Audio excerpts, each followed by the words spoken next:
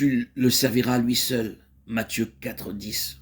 Cette réponse de Jésus à Satan représente pour nous la volonté de Dieu dans ce qu'elle a d'exclusif et d'absolu. L'attitude que Jésus prend là à l'égard de Dieu, Dieu entend que nous la prenions nous à l'égard du Seigneur Jésus. Il a tout mis sous ses pieds. Et il n'y a rien, ni personne qui ait aucun droit à notre service, à notre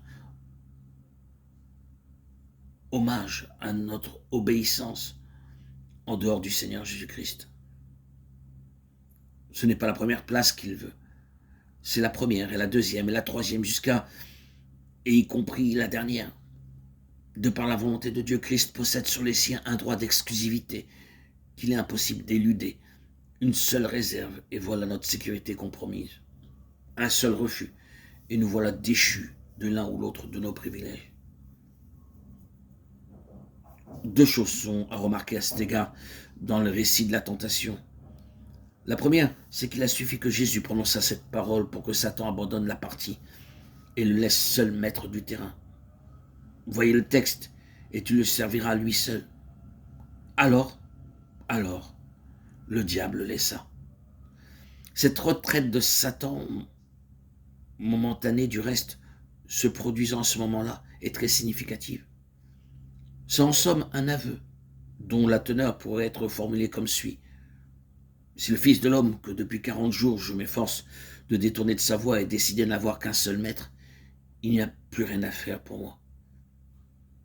Notre seconde remarque a trait au ministère des anges, dont il est fait mention immédiatement après. C'est la réaction de Dieu à l'attitude prise par Jésus.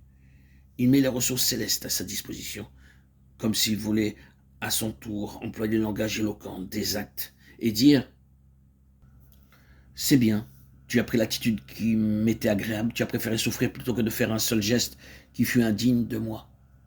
Voilà, je mets le ciel à tes pieds. » Nous voyons ainsi cette double bénédiction, Satan obligé de lâcher prise, Dieu intervenant par des ressources naturelles, intimement liées à cette parole décisive. Tu le serviras, lui seul. Il vaut donc la peine d'approfondir, de voir exactement en quoi consiste, pour ce qui nous concerne, cette exclusivité.